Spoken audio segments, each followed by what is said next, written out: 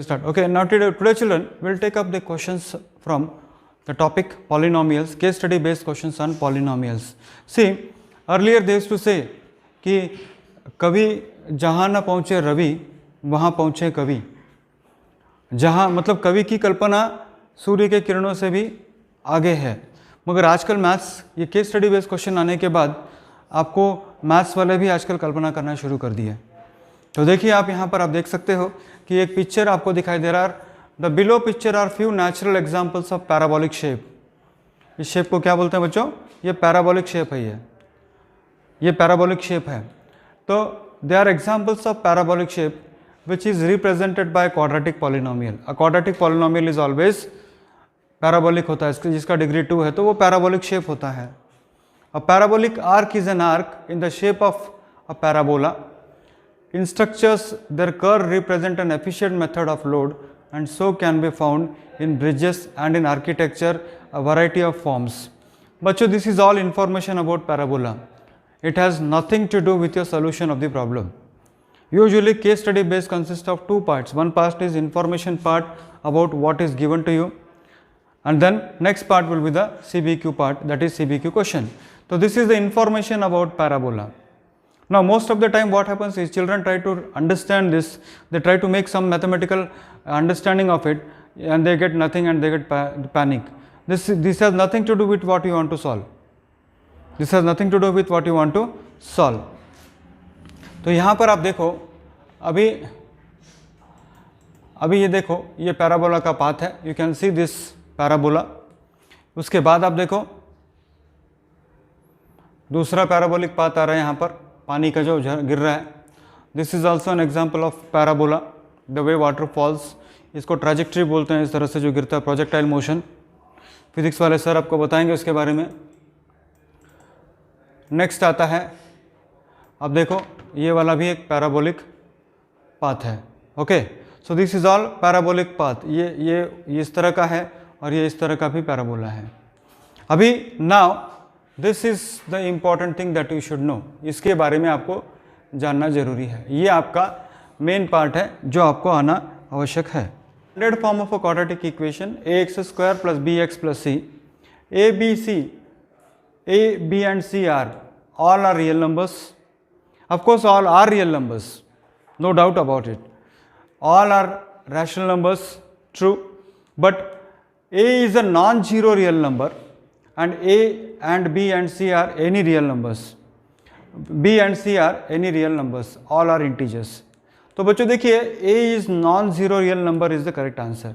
क्योंकि क्या होगा, what do you think, a अगर zero हो गया तो या क्वाड्रेटिक इक्वेशन, क्वाड्रेटिक पॉलिनोमियल ही नहीं बनेगा वो. The coefficient of x square a should not be always equal to 0. अगर ये 0 बन गया तो इसका अस्तित्व ही नहीं रहेगा. तो आप बोल सकते हो कि सर ये क्वेश्चन तो ऑब्जेक्टिव में पूछा है, इसको सब्जेक्टिव में भी बना सकते हैं. What should be the property of a? और a what is a b and c? What is a b and c? तो आप वहाँ पर लिख सकते हो a is a non-zero real number. However, b and c can be sometimes 0.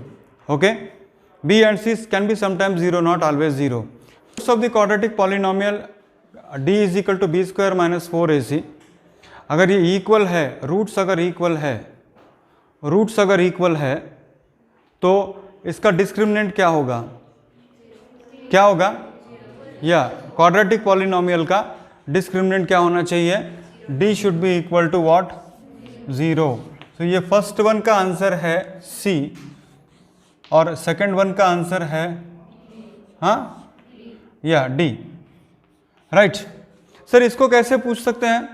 एक हाथ क्वाड्रेटिक पॉलिनोमियल आपको देकर आपको उसका डिस्क्रिमिनेंट ढूंढने के लिए भी कह सकते हैं. ये तो ये D equal to 0. Quadratic roots अगर इक्वल है बच्चों तो डिस्क्रिमिनेंट क्या होगा? इक्वल टू 0 होगा. नेक्स्ट क्वेश्चन है, if alpha and 1 by alpha are the zeros of the polynomial 12x² - x + 8k, then k is.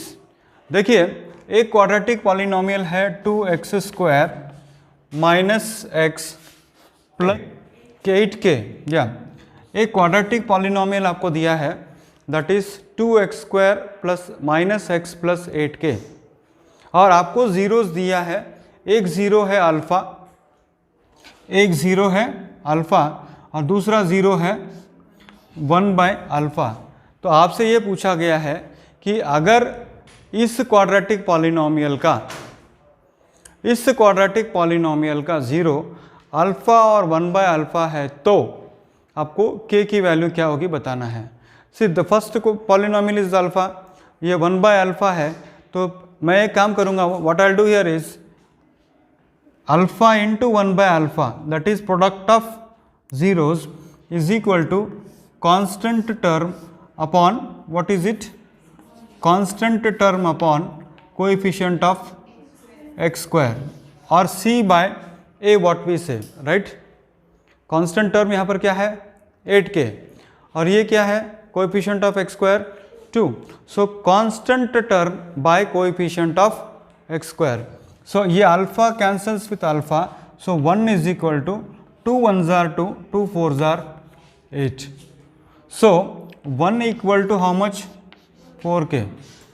1 equal to 4k, right? तो 1 equal to 4k है बच्चों, तो 1/4 equal to k. So the k की value क्या होगी? Yeah, so the correct answer is this B part. So B is the correct answer, that is k 1/4. तो let me tell you once again कि इसको 2 mark के लिए पूछ सकते हैं ये क्वेश्चन को, ऊपर वाले क्वेश्चन सारे 1 मार्क के लिए पूछकर आपको ये 2 मार्क के लिए पूछा जा सकता है कि अल्फ़ा एंड 1/अल्फ़ा अगर आपको दिया है तो आपको k की वैल्यू क्या है। तो उस समय आप क्या कर सकते हो, प्रोडक्ट ऑफ ज़ीरोज़ क्या हो रहा है, तुमको k की वैल्यू कितनी आ रही है 1/4 आ रहा है, एम आई राइट? फाइन, नेक्स्ट, अब let me see what is the answer that you are going to give for this. The graph of x square plus 1 equal to 0 intersect x-axis at 2 distinct points, touches x-axis at a point, neither touches nor intersect x-axis, either touches or intersects x-axis. क्या होगा इसमें से 4 देखते हैं किसके पास, what do you think it should be 0? अगर x square plus 1 equal to 0 होता है तो बच्चों x square plus 1 equal to अगर 0 है, x square plus 1 equal to अगर 0 है तो x square is equal to how much? -1, and I told you that x square की वैल्यू अगर -1 है तो x की वैल्यू होता है, no, square root of -1 is imaginary, square root of -1 is what? Imaginary number. 11th standard में आपको complex number का कॉन्सेप्ट आएगा, मगर 10th स्टैंडर्ड तक आप ये बोल सकते हो कि इसका कोई रूट्स नहीं है। The x square is equal to -1 अगर है तो x is equal to square root of -1 है एंड दैट्स इमेजिनरी। इसका मतलब वो ग्राफ कहीं भी इंटरसेक्ट नहीं करेगा, ओके? तो रूट्स आर इमेजिनरी। तो इसको आप पूछ सकते हैं यहाँ पर कि ग्राफ वगैरह देके पूछ सकते हैं कि which of the following is there or it will not intersect, या फिर what will be the type of graph that you are going to get obtain and why, what is the reason. इस तरह का थोड़ा उसको subjective बनाने में concept आपके दिमाग में एक याद रखना चाहिए कि अगर एक्स स्क्वायर की वैल्यू नेगेटिव आ रही है तो उसका स्क्वायर रूट जो है वो आई फॉर्म में आएगा, और आई फॉर्म वाला स्क्वायर रूट जो है वो इमेजिनरी होता है, और इमेजिनरी जो है वो उसका कोई सोल्यूशन नहीं है, ओके? तो एक एक 2-2 मार्क के लिए ऐसे पूछ सकते हैं। तो पहले क्वेश्चन में ए बी सी क्या था, सारे रियल नंबर्स थे जहाँ पर ए नॉन रियल था। दूसरे क्वेश्चन के अंदर क्या था कि अगर रूट्स इक्वल होते हैं तो डिस्क्रिमिनेंट क्या होगा, 0 होगा। तीसरे क्वेश्चन में आपको क्या दिया था, अल्फा और 1/अल्फा उसका रूट्स दिया था, तो आपको पूछा है कि k की वैल्यू क्या है। उस समय आपको कौन सा फॉर्मूला यूज़ करना है, product of zeros is equal to c by a। Next x square plus 1 अगर है तो ग्राफ कहाँ इंटरसेक्ट करेगा, बच्चों ग्राफ कहीं भी इंटरसेक्ट नहीं करने वाला है क्योंकि x इज वॉट, नेगेटिव आ रहा है। Roots is -p, product of the root is -1/p, then the quadratic polynomial is.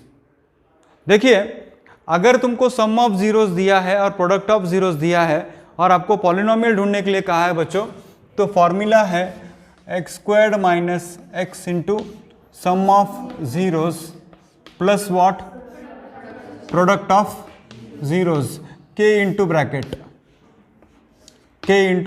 Okay? तो k into bracket x squared minus of x into sum of zero बच्चों आपको दिया है minus p, तो minus p और product of zeros आपको दिया है minus one by p plus of minus one by p. Okay, तो इसका आंसर होगा k into bracket x squared minus of minus is what plus P x plus of minus is 1 by P, ये तुम्हारा zeros होगा। Okay, तो ये question 2 mark के लिए पूछने के लिए बहुत आसान है। ओके, यानी क्या है, तुमको सम ऑफ जीरोज दिया है, प्रोडक्ट ऑफ जीरोज दिया है और आपको क्या कहा है, पॉलिनोमियल ढूंढो। तो ये case study based type question आपके टर्म एग्जाम में इसको पूछ सकते हैं या फिर हो सकता है कि इसको प्री बोर्ड में भी पूछा जाए।